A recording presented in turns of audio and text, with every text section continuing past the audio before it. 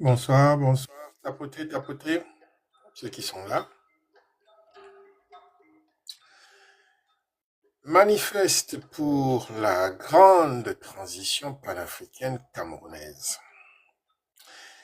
C'est par le collectif coiffologique pour la Renaissance camerounaise, CCRC. Écoutez, je vais commencer d'abord par vous introduire le préambule, ou alors on va attendre encore un peu pour que tout le monde se mette en place. On va attendre un peu que tout le monde se mette en place.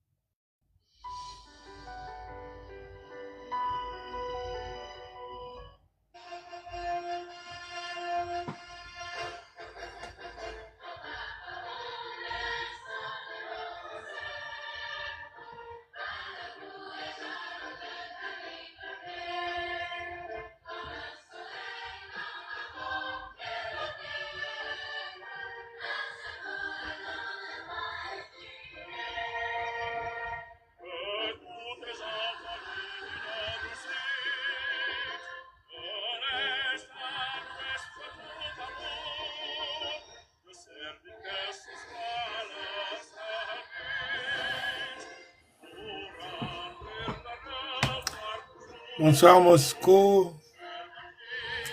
Bonsoir Moscou, Moscoulou, Koulbi. Bonsoir Tapoté, Tapoté. Bonsoir Screens. Bonsoir, bonsoir. Bonsoir Olive, Guédé, bonsoir ES. Bonsoir Dreamland. Bonsoir Désir. Bonsoir, bonsoir. Tapotez s'il vous plaît, tapotez. Faites vivre le live. Tapotez, tapotez. Bonsoir, il n'y a que photo study.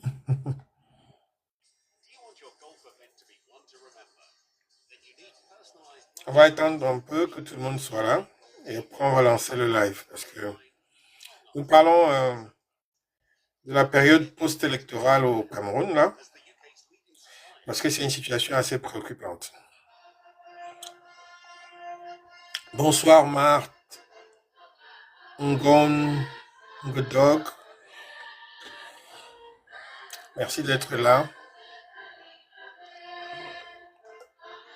nous parlons de la préélection au Cameroun.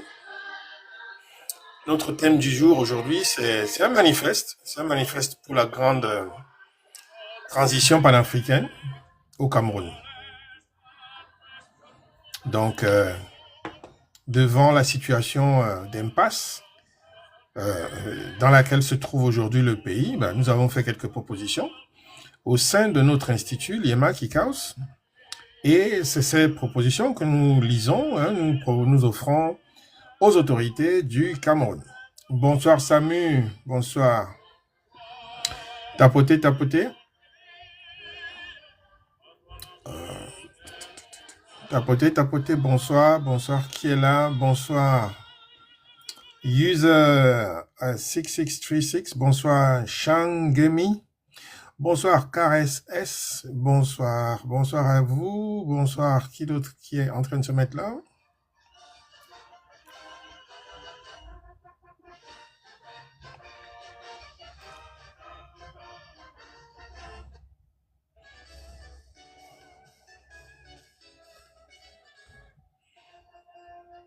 Bonsoir, bonsoir. Nous parlons de la situation du Cameroun ce soir. Bonsoir Esiwo, bonsoir Papy de Bordéa, bonsoir JP.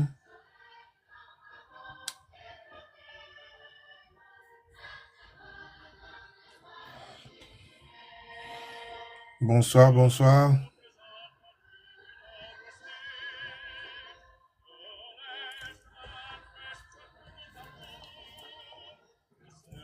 Bonsoir, ce soir nous parlons politique.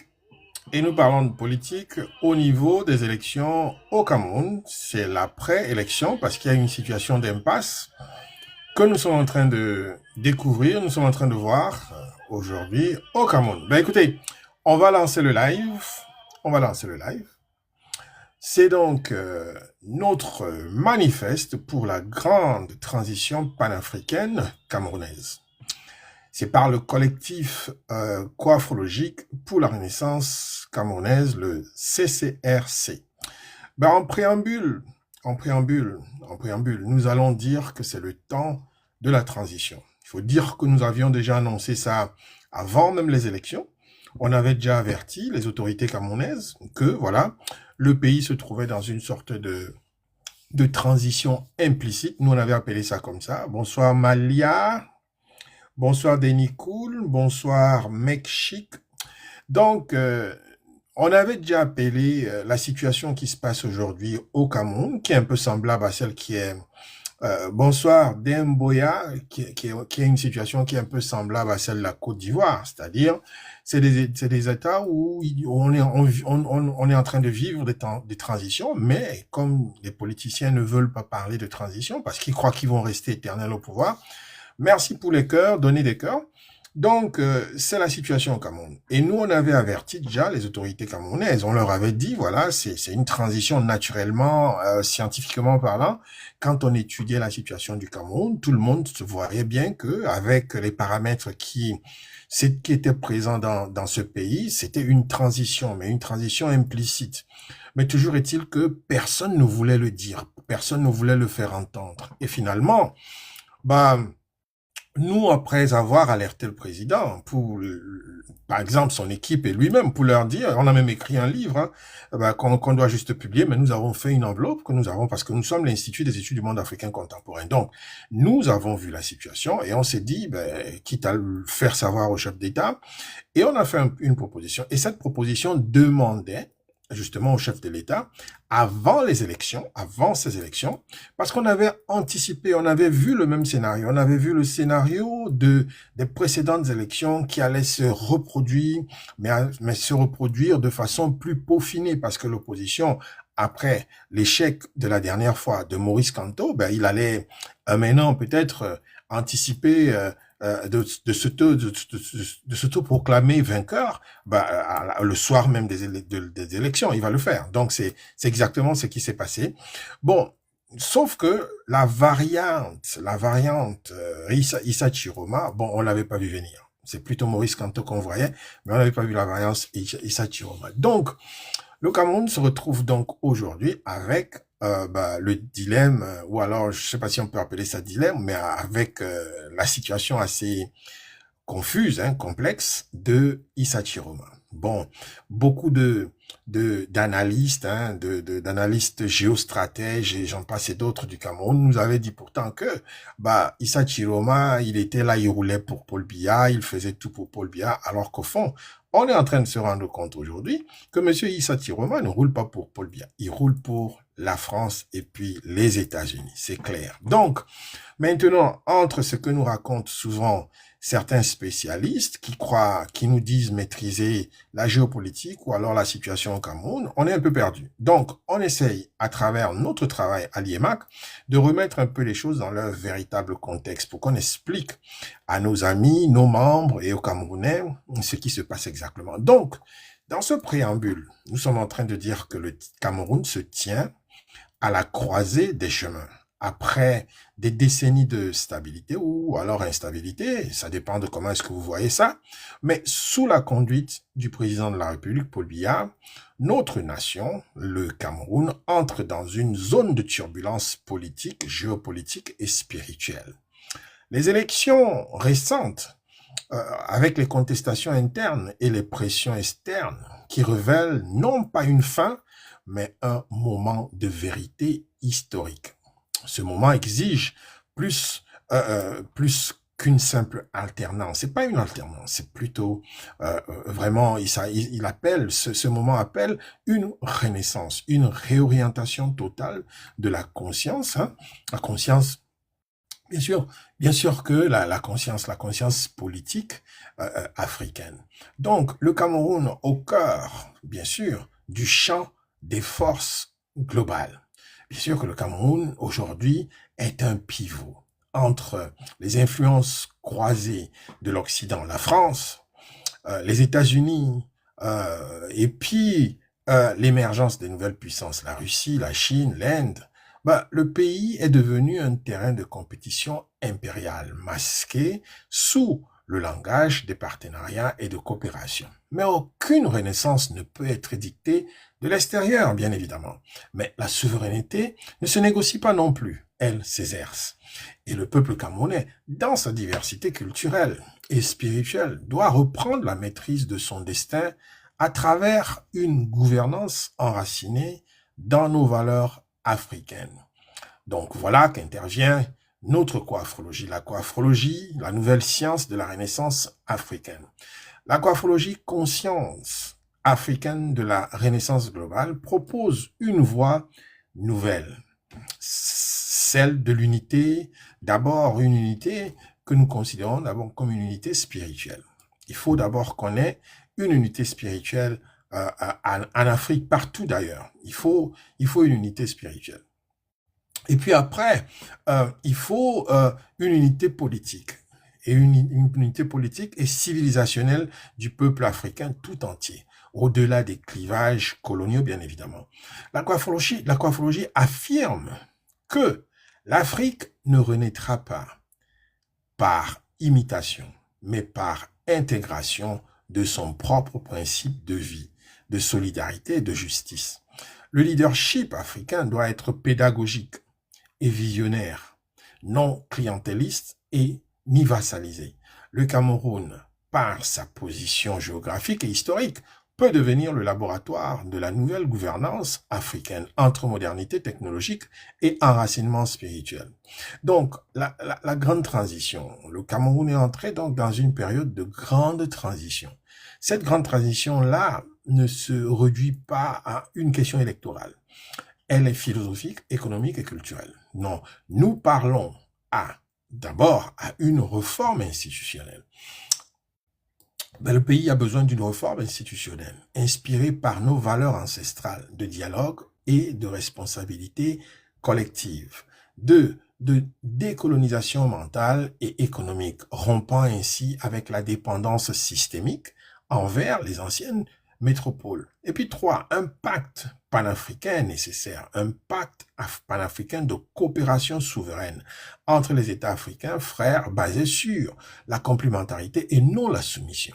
Et puis il y a en 4, la jeunesse éveillée et active, détentrice du flambeau de la Renaissance. Et puis, on doit continuer en disant que le président Paul Biya, aujourd'hui, est la responsabilité historique. Il faut dire que le président Paul Biya, dernier témoin de l'indépendance et gardien de la continuité de l'État, a aujourd'hui une mission historique. C'est une mission, celle de transformer la stabilité héritée en vision partagée.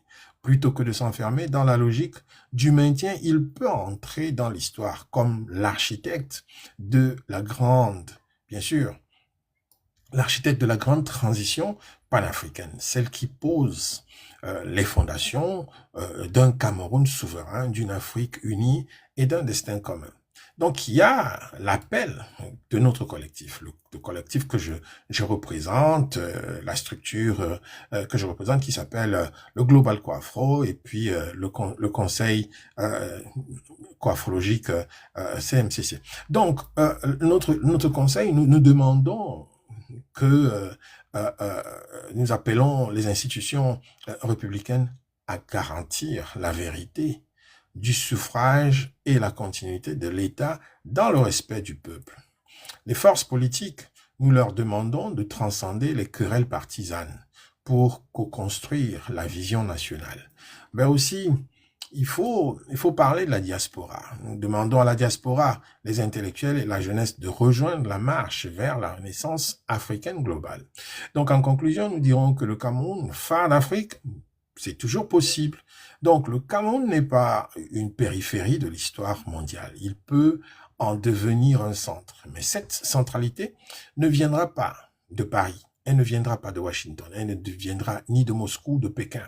Elle viendra de Yaoundé, elle viendra de Kribi, elle viendra de Garoua, elle viendra de Boya, de Bamenda, de Maroua, de Ngaoundéré et de tous les esprits libres d'Afrique. Le temps n'est plus à la résignation. Le temps est à la grande transition. Et cette transition commence ici et maintenant. Donc, nous, voilà notre manifeste, ce que nous souhaitons que les autorités du Cameroun aujourd'hui fassent, parce que nous nous sommes rendus compte que, il y a comme une sorte de manque de vision politique au sein de notre pays aujourd'hui. Et après les élections, les 2 jours qui sont en train de s'écouler, les 3 jours qui sont en train de s'écouler, bon, c'est vrai qu'ils sont en train de dépouiller les votes, ils sont en train de calculer les votes, et tout, mais on se rend déjà compte que à peine les votes ne sont même pas encore dépouillés totalement, les résultats ne sont pas encore donnés totalement, que déjà, bon, certains candidats s'autoproclament déjà gagnants de l'élection. Bon, ça pose quand même ça pose un sérieux problème. Ça pose un sérieux problème. N'eût été le fait que ceux qui ont voulu utiliser cette méthode, bon, cette tactique, moi j'appelle ça une tactique politicienne, mais c'est une tactique politicienne qui est dangereuse, qui peut jouer contre la personne qui l'a utilisée. Tout simplement parce que, vous savez, c'est quand même notre constitution. C'est notre constitution qu'un futur président est en train de bafouer. Et ça, c'est inacceptable. Donc, il faut bien que les Camerounais,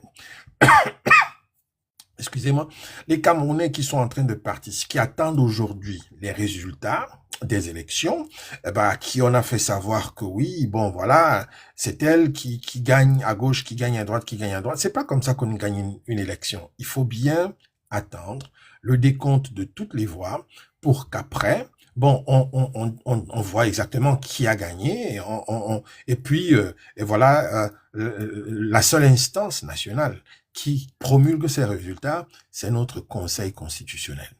Bon, moi je trouve que ça a été un peu une grosse maladresse qui fait preuve de vraiment d'immaturité politique, et ça va coûter très cher à notre cher champion Monsieur Issa Chiroma. Ça, je ne crois pas que le Conseil constitutionnel va lui faire un cadeau, parce que il faut bien se le dire. Le Conseil constitutionnel camerounais, comme les conseils constitutionnels partout dans tous les pays du monde, sont des institutions puissantes qui font respecter la loi, qui font comprendre la nécessité de de rester dans l'ordre, dans la loi. C'est pas parce que vous appelez Issa Chiroma que vous avez gagné dans tous les, que votre nom est sorti dans tous les points de vote comme gagnant, bah, qu'on va vous faire, qu'on va vous laisser passer. Parce qu'il y a quand même un problème d'éthique dans ces démarches-là. Il faut se le dire. Moi, je dis, il faut qu'on fasse attention. Si on a décidé de fonctionner dans les règles, moi, je veux pas dire démocratiques, parce que c'est aussi nos règles panafricaines. Quand on a fait un jeu qui est un jeu électoral, on s'est présenté aux élections, bah, le jeu demande que on aille dans son camp et on attende que les résultats soient proclamés et puis qu'on célèbre avec son camp sa victoire. Mais depuis le précédent, avec M. Maurice Kamto, bah, attends, je crois que Issa Chiroma, il s'est dit, bon, c'est peut-être une belle formule, ça fait bien, ça harangue les foules, ça maintient un certain, comment je veux dire, ça met tout le monde dans un état d'excitation, et puis croit avoir protégé sa victoire avant. Mais moi, je crois que c'est des exercices qui sont assez délicats. Ça fait très immature.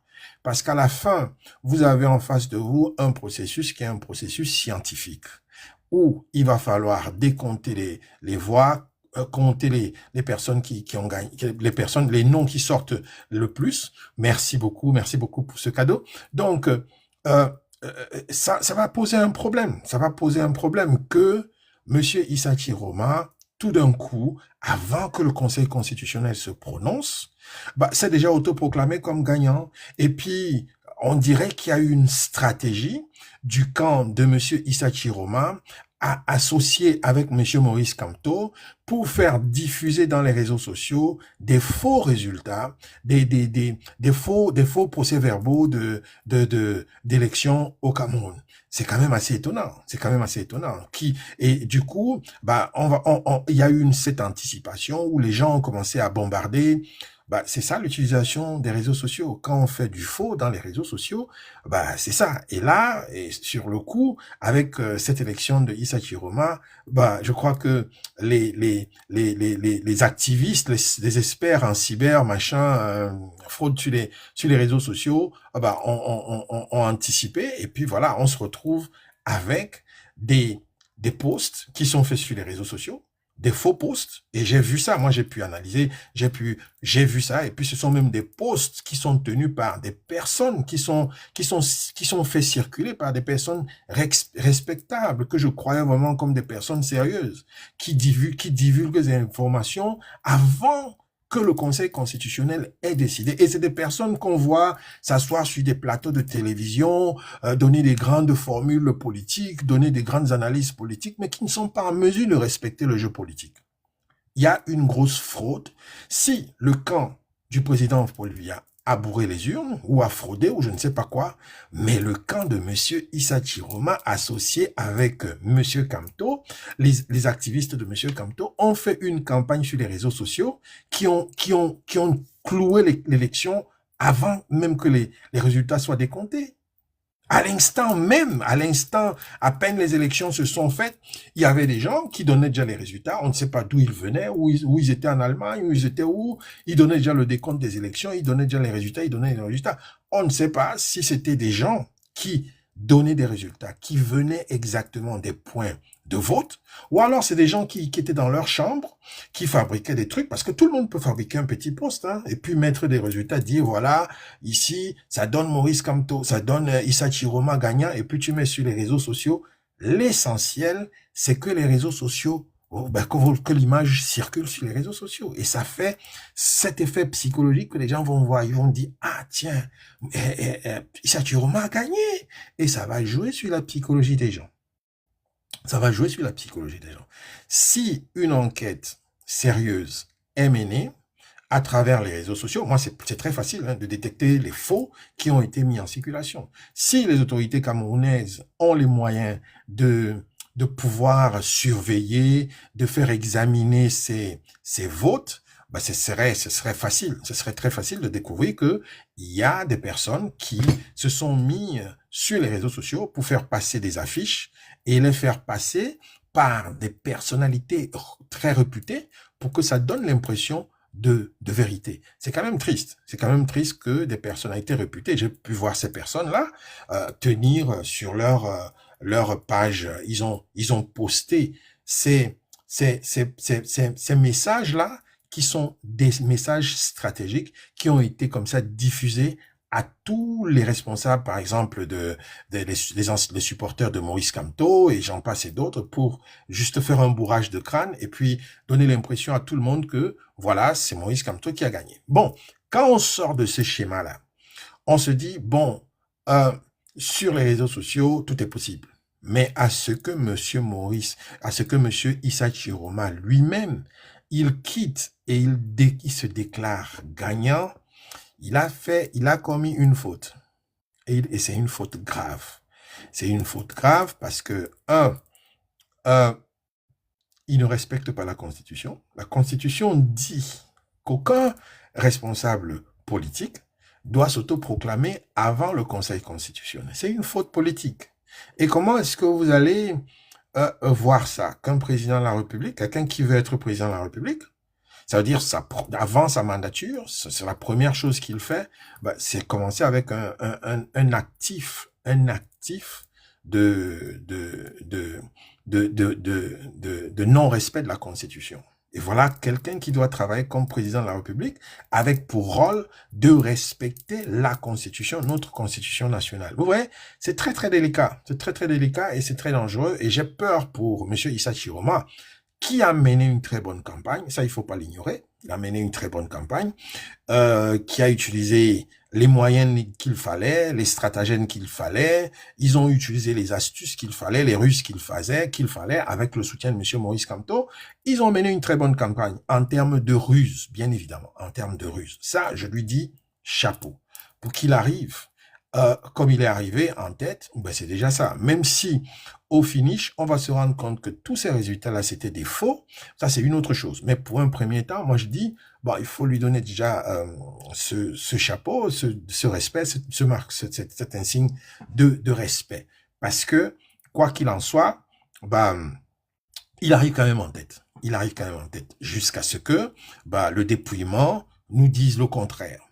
Donc, ce qui est embêtant quand même, c'est que avant que les résultats soient prononcés, son attitude, les messages qu'il poste sont un peu dangereux, sont un peu délicats parce que il joue avec la psychologie des Camerounais. C'est comme si il était en train de faire comme ça planer une menace d'insurrection ou de guerre ou je ne sais pas quoi. Moi, je ne sais pas comment est-ce qu'il va faire ça. Depuis le nord où il est, c'est sûr, à Garoua, ça peut péter, ça peut faire le grabuge comme ça veut, ça ne sera pas dans le sud. Ça ne sera pas à Yaoundé, ça ne sera pas à Douala, non, ça sera au nord. Attendez, si c'est au nord, au bout d'un certain temps, ça va se calmer. Les gens vont se calmer et les choses vont revenir à la normale. Et il va falloir que, après toutes ces tentatives d'insurrection ou des insurrections ou je ne sais pas quoi, il faudra bien que le pays revienne à la normale. Mais je vois aussi que quelque part, M. Chiroma, je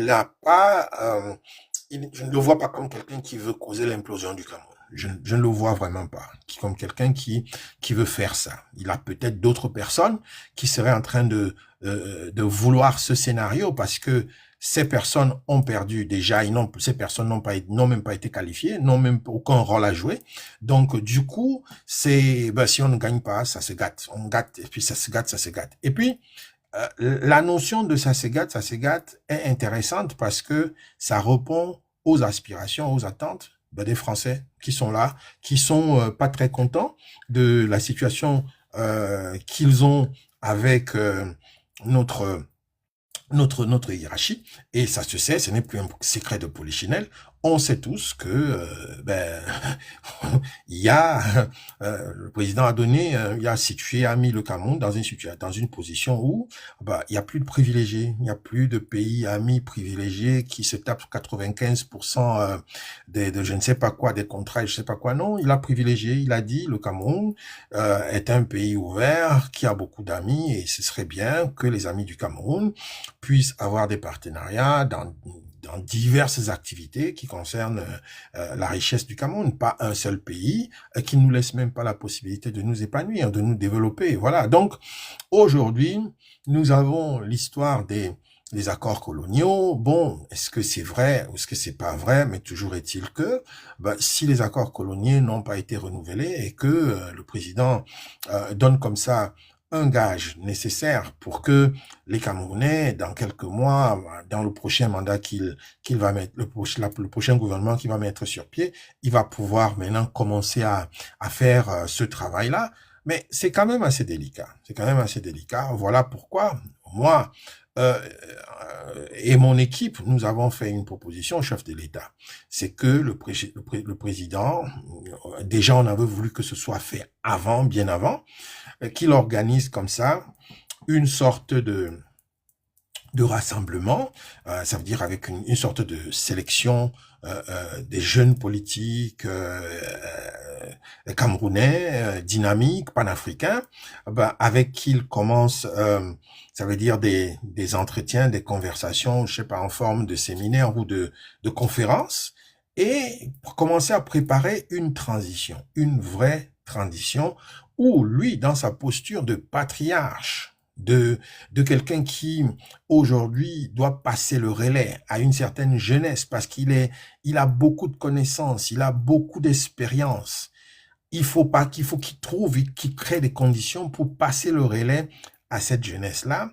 Il fallait commencer à le faire avant les élections pour déjà envoyer un signal d'apaisement, un signal de sa bonne volonté de vouloir jouer un rôle qui est un rôle cardinal aujourd'hui, d'abord pour le Cameroun, parce que nous dans le Global Coafro et à l'Institut des études du monde africain contemporain, nous sommes en train de développer des concepts, des nouveaux concepts paradigmatiques africains pour faire bouger l'Afrique, pour faire bouger les lignes. Parce que nous sommes fatigués du panafricanisme où les gens disent du matin au soir ils sont panafricanistes, ils font des débats tous les jours, ils font des conférences tout le temps et jamais les thématiques, jamais les recommandations qui sortent de ces conférences, de ces débats, de je ne sais pas quoi, nous donnent un axe, nous donnent une direction, nous montrent des perspectives, nous montrent ce qu'il faut faire pour faire bouger l'Afrique.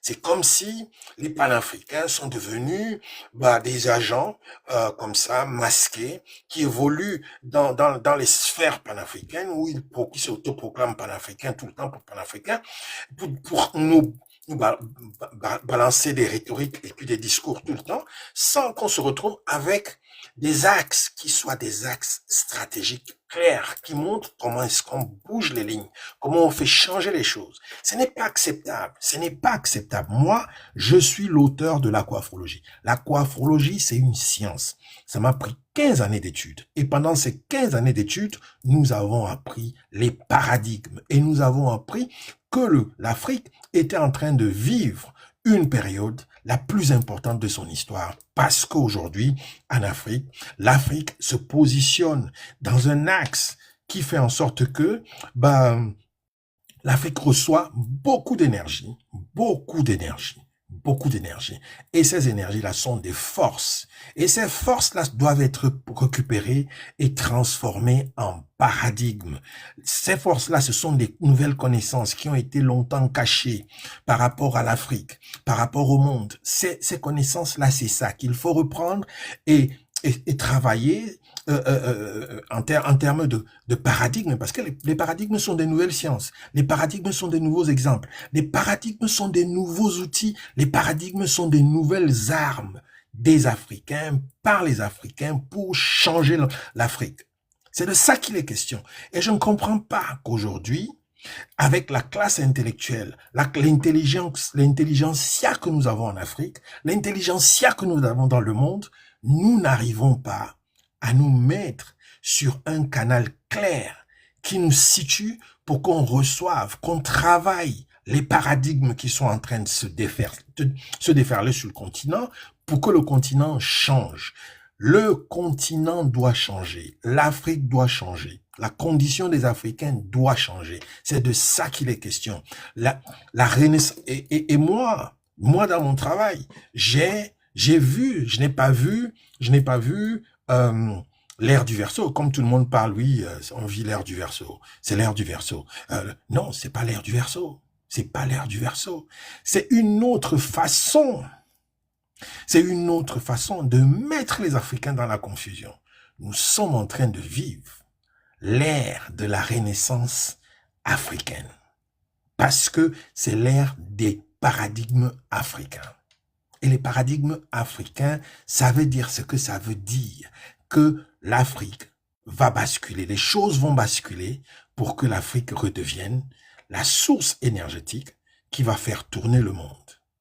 Et ça, c'est nous les Africains. C'est l'ingénierie africaine. Ce sont les sciences africaines qui doivent se donner la responsabilité de faire ce travail pour qu'on puisse rester maître, pour qu'on puisse contrôler nos travaux. J'étais à l'université, j'étais assis, c'est des choses qui nous étaient dites par des enseignants blancs qui ont eux-mêmes avoué qu'ils ne peuvent rien parce que eux, ils étaient en train de vivre, ils sont même encore en train de vivre une crise paradigmatique dans les institutions académiques. Et cette crise paradigmatique ne pourra changer, ne pourra se révéler que quand les Africains vont commencer à apporter leur contribution. Et leur contribution, c'est quoi? C'est de pouvoir créer des nouvelles sciences. Combien de sciences les Africains ont créées? Combien? Combien de sciences sommes-nous auteurs, nous les Africains? Nous sommes devant une situation qui est une situation dramatique. Nous avons le religionnisme, les religions qui sont venues, qui nous ont été imposées. Nous avons l'esclavage qui nous a été imposé. Nous avons la colonisation qui nous ont été imposées. Et nous avons le néocolonialisme aujourd'hui. Vous croyez qu'on va résoudre ces problèmes-là comme ça, du revers de la main? Non. Nous devons créer des paradigmes. Nous devons créer des paradigmes après avoir étudié les systèmes occidentaux, comment ils les ont composés, comment ils les ont designés pour que ces systèmes soient aussi effectifs pour nous garder dans la captivité aussi longtemps dans ce qu'ils ont mis eux-mêmes qui est devenu après des systèmes. Des systèmes qui tournent, qui fonctionnent sans même que eux y soient là. Donc, il y a un travail qui nécessite qu'on fasse un travail scientifique en amont, et ce travail scientifique en amont, dans la coiffologie, nous l'avons fait. Nous avons exploré les énergies qui sont les énergies visibles, les énergies vitales, mais aussi nous avons exploré les énergies invisibles. Ces énergies-là, on les appelle les égrégores et les golems. Que ces énergies-là soient positives ou négatives, une chose est sûre, c'est que dans les sciences, dans l'imaginaire du commun des Africains, la notion d'égrégore et des golems n'est connue que par des initiés qui font dans l'ésotérisme, qui font dans le mysticisme. Mais bon, je voulais aussi me poser la question de savoir pourquoi ces initiés africains, qui sont dans les sciences mystiques, qui sont dans l'ésotérisme, n'arrivent pas à reconvertir, à se rendre compte qu'ils peuvent aussi utiliser ces égrégores pour servir notre continent. Pourquoi nous sommes dans une logique de dépendance qui est une dépendance égrégorique. Nous sommes conscients que nous avons hérité des égrégores occidentaux, des égrégores de la colonisation. Nous avons hérité des égrégores religieux. Nous avons hérité des égrégores de l'esclavage. Nous avons hérité aussi, en ce moment, des égrégores du néocolonialisme.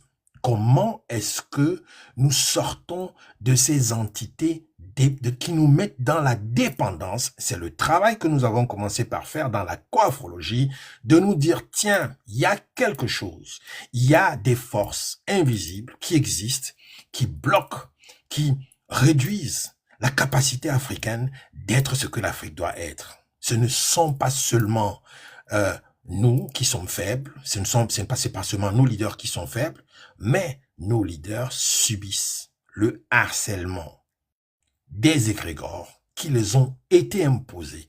Et ça, ces choses-là, beaucoup d'Africains doivent le savoir. Et pour sortir la crise, pour sortir de toute l'épistémicide dans lequel nous sommes, il nous faut une purge nationale sur nos égrégores pour créer un nouvel égrégore national camerounais.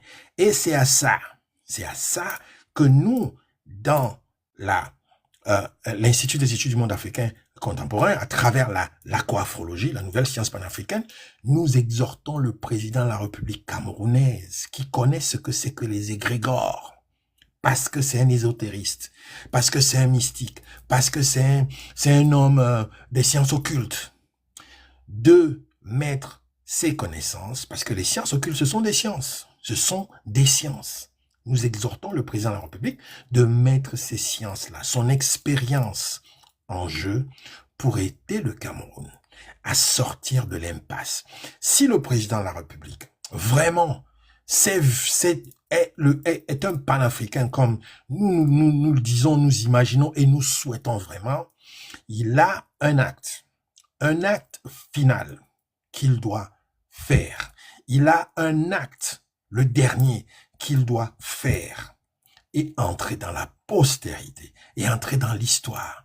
C'est celui d'organiser une transition au Cameroun qui soit une transition qu'il appelle par exemple comme il veut, mais nous avons proposé que ce soit la transition pour ou vers la renaissance du Cameroun, qui va dans le même sens avec ce que nous sommes en train de promouvoir en ce moment au sein de l'Institut Le Liemac ICAOS et puis de l'organisation non gouvernementale Global Coafro, qui est la renaissance africaine globale, que nous voulons faire résonner dans toutes les présidences des pays africains. Nous voulons que, la semaine passée, j'ai fait 2 podcasts sur le plan pour la renaissance africaine globale. Et ce plan-là, je l'ai déposé dans toutes les plateformes.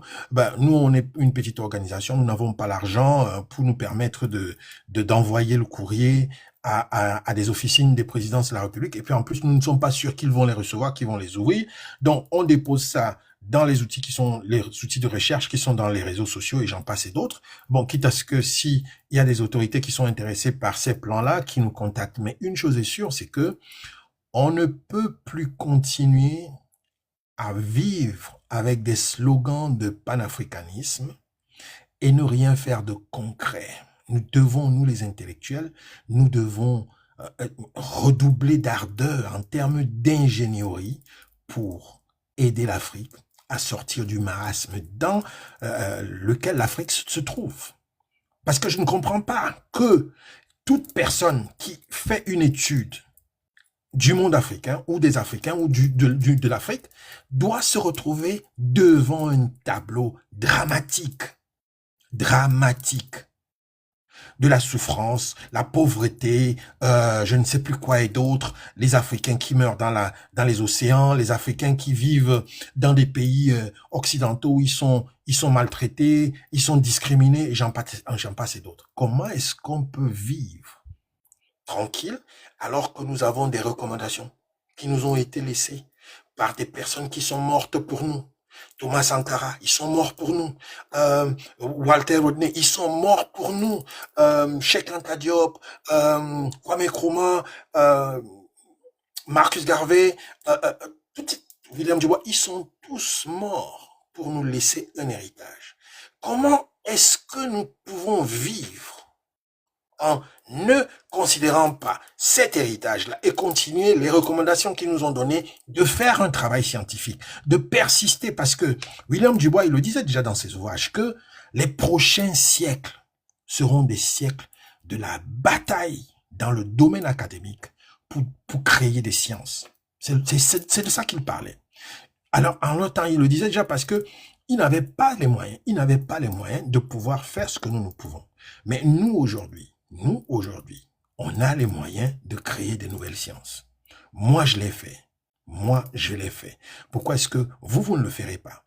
Pourquoi est-ce que les uns et les autres, on ne travaillerait pas dans la perspective de résoudre nos problèmes africains, de sortir de cette SEADA, de cette condition existentielle des Africains descendants dans le monde?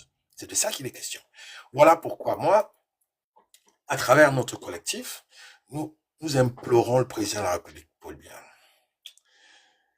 de mettre sur pied d'activer immédiatement sans perdre trop de temps, vraiment, parce que nous, on sait que cette transition-là, elle était déjà en action. Nous, on sait qu'elle était déjà en action et nous avons écrit des articles pour parler de cette transition. Et on a appelé cette transition une transition implicite parce qu'on ne voyait pas une sorte de pilotage. On ne voyait pas dans le discours qui sortait de la présidence de la République camerounaise, du plan de campagne du président de la République, que ce soit le plan les projets de campagne de monsieur Issa Chiroma, ni Maurice Kamto, ou je ne sais pas qui. Tous ne parlent pas de panafricanisme. Mais je me dis, mais ils parlent de quoi? Ils parlent de quoi? Pourquoi est-ce qu'ils se considèrent comme si le Cameroun est un petit précaré qui doit être leur seule préoccupation?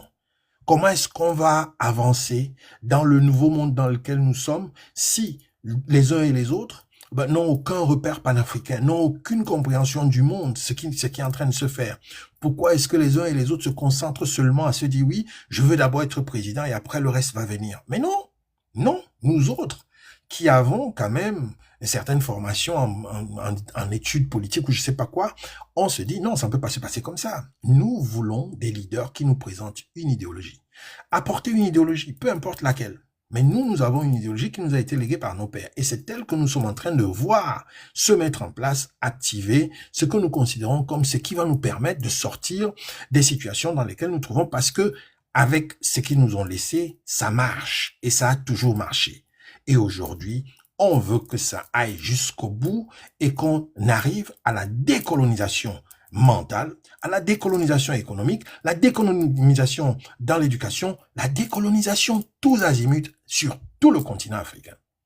Mais à quel moment les leaders, les candidats aux élections au Cameroun nous montrent le gage qu'ils sont là pour ça, qu'ils nous donnent la garantie qu'ils sont là pour ça? Pourquoi est-ce que les leaders politiques africains, camerounais par exemple, qui sont en train de faire cette campagne, nous donnent l'impression qu'ils sont d'accord avec la situation dans laquelle le Cameroun se trouve? Pourquoi ils nous envoient ce message-là sans nous parler de panafricanisme? Comment est-ce qu'ils vont faire pour qu'on sorte du franc CFA? Comment est-ce qu'ils vont faire pour qu'on sorte complètement la dépendance française? Comment est-ce qu'ils vont faire pour qu'on commence à être autonome et faire des choses par nous-mêmes? Pourquoi Monsieur Issa Chiroma, pendant que nous, on est en train de penser à sortir, lui, il va se retrouver derrière pour chercher la protection des Français pour devenir président de la République? Mais il nous envoie quel message? Il nous envoie quel message? Il nous envoie quel message au moment où nous voulons que l'Afrique suive l'exemple des pays de l'AES? En aucun moment, M. Issa Chiroma n'a mentionné son intérêt, son intention de s'arrimer ou alors un plan panafricaniste. Nous, on veut ça, c'est ce qu'on veut, on veut des gages. On ne veut pas des stratagèmes, de magiciens qui réussissent à, comme ça, les élections et puis surtout proclament à travers les résultats qui ont été fabriqués à gauche et à droite et puis prononcés et puis dit, ben tiens, oui, un tel a prononcé. Ben, lui, personnellement, il n'a aucune preuve, aucune évidence, il n'a aucun procès verbal des élections qui ont été proclamées, les personnes qui ont dit qu'ils ont gagné, parce que beaucoup de personnes qui ont proclamé ces résultats étaient cachées dans leur petite chambre et puis ils sortaient des trucs et puis voilà. Quand vous les appelez, vous leur demandez sortez, envoyez-nous les procès verbaux pour preuve, ils vont pas le faire. Et c'est là où la situation va se retourner. Donc il y a deux choses. Qu'il faut retenir. La première, c'est d'abord l'impair qu'il commet en s'autoproclamant comme gagnant de la campagne. Ça va pas plaire au Conseil constitutionnel. En aucun moment, ça ne va plaire. Et même politiquement parlant, c'est pas un bon exemple qu'il commence à donner à la classe politique camerounaise. De deux, les résultats, les proclamations des affichages, les proclamations par ces partisans ou les partisans de M. Maurice Kamto, c'est pas plaisant, c'est pas beau, ça ne fait pas propre. Même si, oui, on sait que le RDP c'est beau, les urnes, fait ceci, fait cela, mais lui, là, ils ont fait fort, ils ont fait vraiment fort. Et c'est fort probable que ces bulletins de vote transparaissent dans quelques semaines, qu'on nous annonce que ces bulletins de vote, c'était des faux. Moi, je peux rester chez moi ici, hein, je conçois des résultats, je les mets sur mon profil Facebook, et puis voilà, je dis, annoncer, voilà, les résultats de vote à Londres, à l'école primaire de je ne sais pas où, à Westminster, ou Chelsea, ou je sais pas quoi, et puis je fais lire ça à n'importe qui. Mais c'est ce qui s'est passé. C'est ce qui s'est passé, aussi simple que ça. Chacun sortait de nulle part pour dire oui, voilà, Moïse Kamto gagne partout, il gagne en Chine, il gagne au Vietnam, il gagne. Les gens se retrouvent dans les Camerounais qui se retrouvent dans des pays où ils sont en transit ou je sais pas quoi, pour faire enregistrer n'importe quoi. Donc, nous avons un problème. Nous avons un problème, c'est que moi, j'ai rien contre hein, que monsieur Issa Chiroma gagne, qu'il soit le gagnant, c'est une très bonne chose, mais on a quand même le souvenir de M. Issa Chiroma comme ça veut dire le porte-parole de la campagne du président Paul Biya. Et il n'était pas du tout catholique avec les candidats de l'opposition. Alors la personne, Monsieur Maurice Kamto, par exemple. Et nous avons encore les rhétoriques de M. Issa Chiroma dans nos têtes. Donc aujourd'hui que M. Issa Chiroma se retourne, mais ça fait quand même bizarre. Ça fait extrêmement bizarre dans l'imaginaire collectif camerounais. Qu'on voit aujourd'hui M. Issa Chiroma comme la personne qui est le sauveur du Cameroun, qui est le potentiel. Non, ça ne va pas passer. Ça ne va pas passer. C'est difficile, c'est une pilule difficile à avaler. Sincèrement parlant. C'est pas parce que moi, j'ai rien contre le monsieur. Je le trouve très bien, je le trouve sympa. Je trouve même qu'il peut faire un très bon boulot. Mais dans l'imaginaire collectif camerounais, ça pose un problème. Ça pose un problème aussi parce que M. Issa Chiroma est comme M. Paul Biya, avec une seule différence, c'est que M. Paul Biya, il représente quand même la tête de l'État. Donc, il a quelque chose, il a un rôle particulier à jouer. Mais Issa Chiroma, son problème, c'est que il fait partie de la même équipe, du même appareil. Il a pratiquement, c'est la même école. Donc, qu'il donne des gages aujourd'hui au Camerounais, qu'il va vouloir faire ci, qu'il va faire ça. Nous, on a plusieurs éléments. Nous, les panafricanistes, nous avons beaucoup d'éléments qui nous laissent à notre fin et à beaucoup de doutes quant à la nécessité pour nous d'être indépendants, de sortir la dépendance française. Issa Chiroma ne nous a pas donné des gages qui montrent que il sera la personne qui va aller dans ce sens. Parce que ces photos publiées exprès avec l'ambassadeur de France en train de sortir de l'ambassade, tous ces petits détails sont quand même symboliques et représentent beaucoup dans l'imaginaire collectif. Ça envoie un message que je suis couvert, je suis protégé. Et ça veut dire quoi? Ça veut dire que en ce moment, le bras de fer veut que des négociations soient engagées, dans lesquelles il fait des promesses. Et ces promesses-là, c'est contre qui? C'est contre nous, c'est contre les biens du pays. Parce que les gages qu'il va prendre, c'est par rapport à quoi? C'est par rapport à qui? C'est par rapport à nous. Et une fois de plus, nous allons être lésés pour que M. Issa Chiroma soit président de la République 5 ans, à permettre que certaines activités, ça veut dire la même chose. La même chose. On ne va pas sortir des mêmes pratiques avec le gouvernement actuel dans lequel il a travaillé et où, bon, moi je sais pas, il dit, il a fait ci, il a fait ci, il a fait ça. Non, s'il avait fait des choses, il serait en train de les montrer, il serait en train d'en parler et les Camerounais seraient fiers de lui, mais on a vu sa campagne présidentielle, on n'a rien vu. On n'a rien vu d'intéressant, en termes d'emploi. Moi, je sais pas ce que les Camerounais peuvent dire de lui qu'il a fait, qui est assez spécial ou extraordinaire. Donc, aujourd'hui, pareil, on exhorte Monsieur Issa Chiroma d'entrer dans disons, dans une transition avec le chef de l'État. On va lui donner certainement un rôle prépondérant avec Monsieur Maurice Kamto et préparer cette transition pour que justement le Cameroun rentre dans ce que nous appelons la renaissance camerounaise, qui entre dans la logique, dans le concept paradigmatique de la renaissance africaine globale, qui nécessite que chaque État africain entre dans une série de réformes dans lesquelles ils font exactement ce que les États du Sahel sont en train de faire. Sortir de la dépendance. Nous enlever toutes ces langues qui ne nous servent absolument à rien pour qu'on puisse parler nos propres langues, qu'on puisse avoir nos institutions qui soient nos institutions pour nous servir, pas pour servir les autres. C'est ce travail. Et nous avons la chance que ces États-là sont en avance pour montrer des modèles qu'ils sont et qu'ils sont en train de faire. Et ils sont en train de constituer un nouvel égrégore africain qui doit être un égrégore qui doit être complété par d'autres États africains.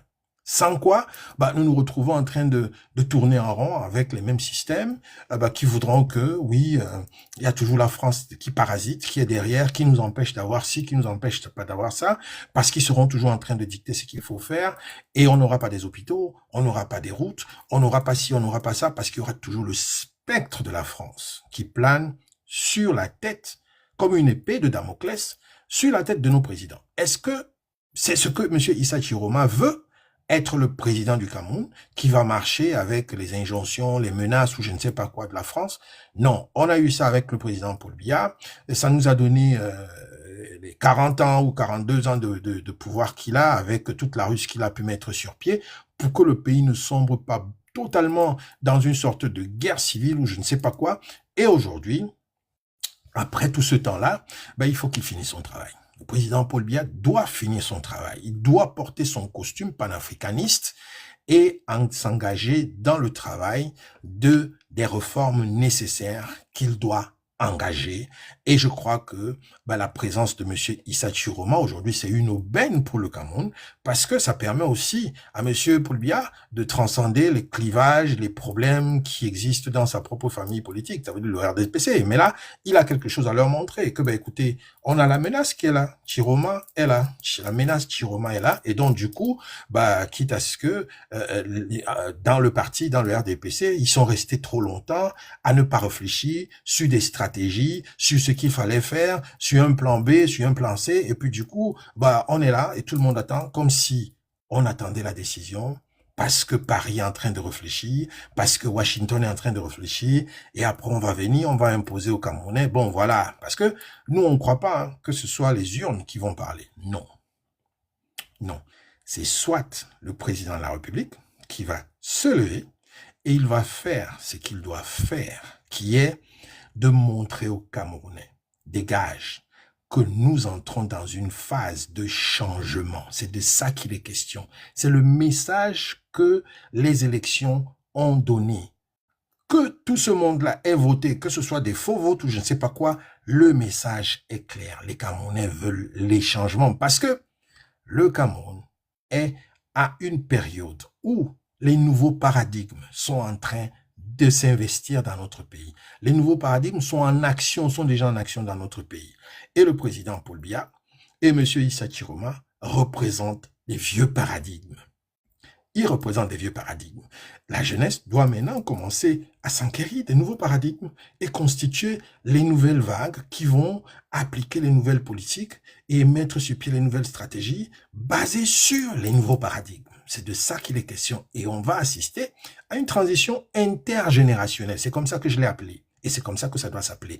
Une transition intergénérationnelle où le président passe le flambeau à la jeunesse et puis va rejoindre nos ancêtres. Il va rejoindre nos ancêtres.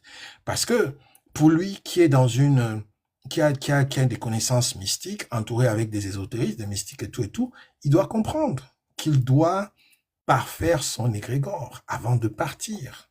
Parce que s'il s'en va, il faut quand même qu'il laisse un égrégore qui ait un souvenir de quelque chose de majestueux, de grandiose qu'il a fait et qui fera que on lui accorde des circonstances atténuantes. Parce qu'il faut qu'il se dise bien que ce que les Camerounais ont exprimé lors de cette élection, c'est un mécontentement, c'est un désaveu. C'est une expression de colère. Donc, le président doit d'abord, moi, je ne sais pas pourquoi est-ce que ça traîne même, moi, je crois qu'il devrait déjà s'exprimer et dire aux Camerounais, je vous ai compris, j'ai compris, et puis voilà, voici ma proposition, on entre maintenant dans les réformes, on met sur pied,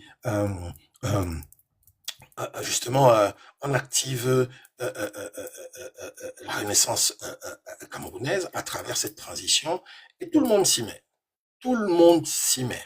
Et puis, c'est fini, les bagarres des élections, qui a gagné, qui n'a pas gagné. On aura toujours la même situation. C'est moi qui ai gagné, c'est pas moi qui ai gagné, et puis on ne saura jamais qu'est-ce qui est quoi, qu'est-ce qui est qui, parce qu'on a suffisamment d'évidence qu'il y a eu des résultats qui ont été programmés sur les réseaux sociaux avant que le Conseil constitutionnel se soit prononcé. Et ça, c'est pas propre.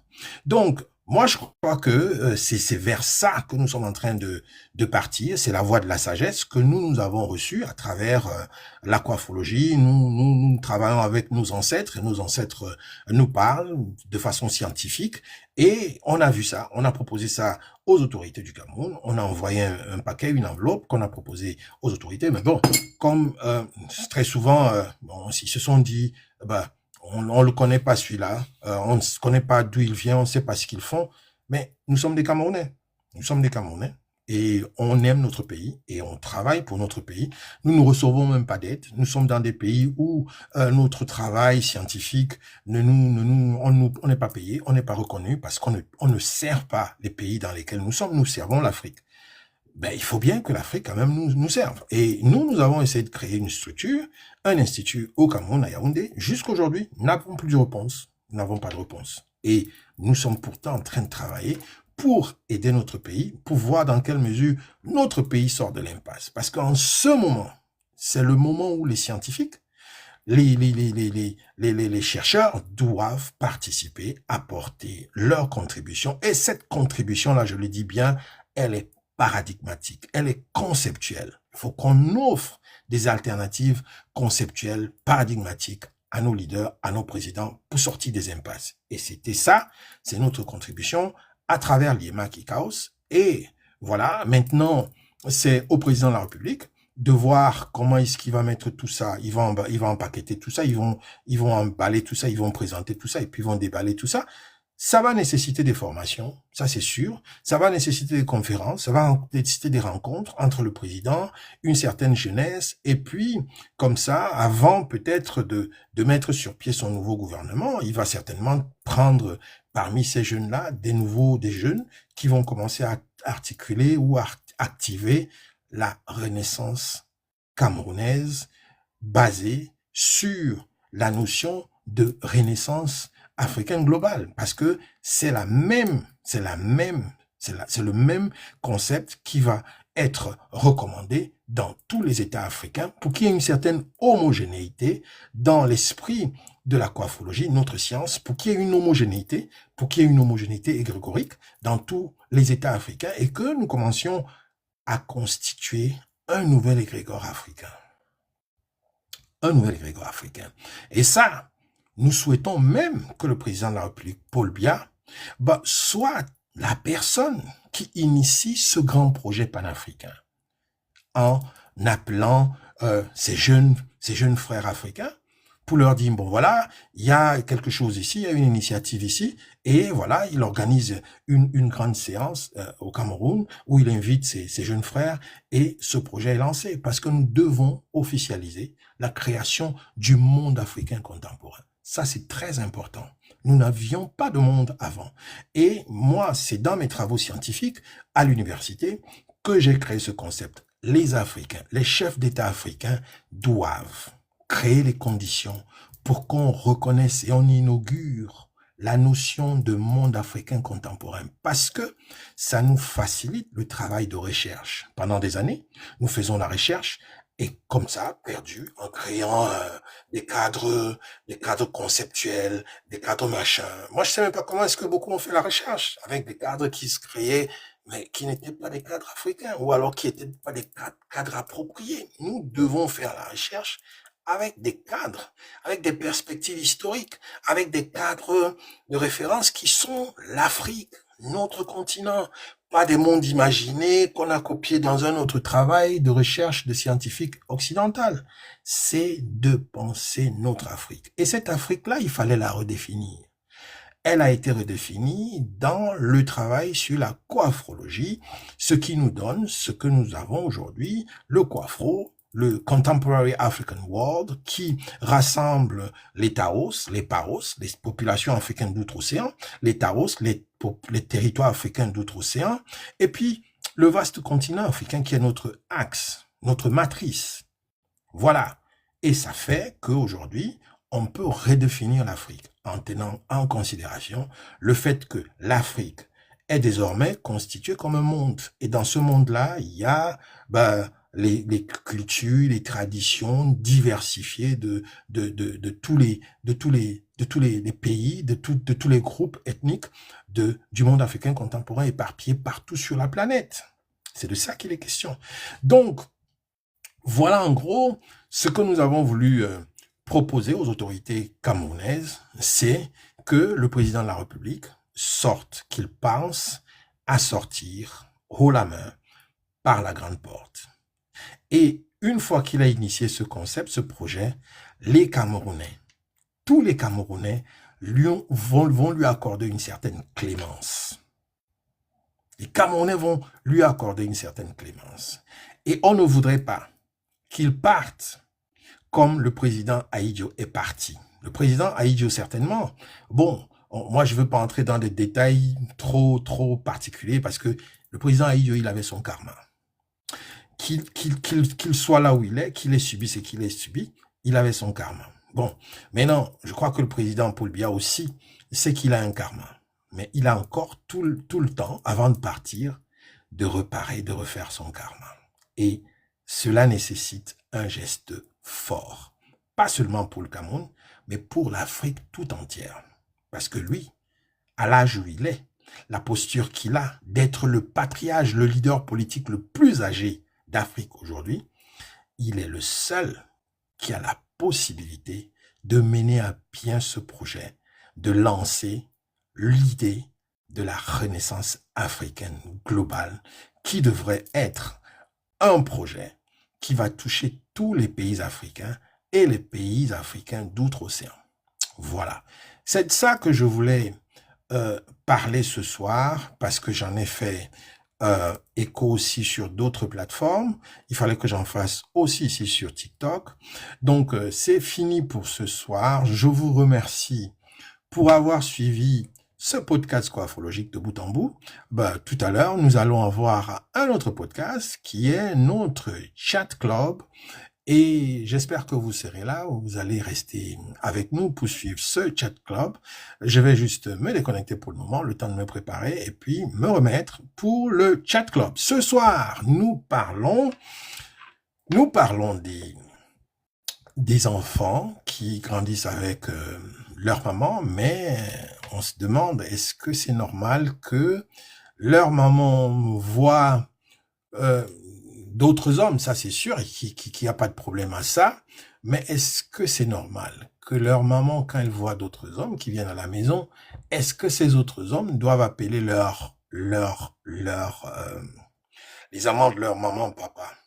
C'est la question qu'on pose ce soir. Est-ce que c'est normal que les enfants qui sont toujours en contact avec leur père biologique, bien que séparés avec leur mère, continuent ou alors appellent les amis, les amants de leur maman, papa. Par exemple, papa Di, papa Ti, ou papa G, ou papa M, ou papa S. Est-ce que vous trouvez que c'est normal? C'est la question que nous allons poser ce soir et l'analyse que nous allons avoir ce soir et on comprendra, on saura si c'est faisable ou c'est pas faisable ou si c'est bien ou c'est pas bien. Allez, je vous quitte et je vous dis à très bientôt.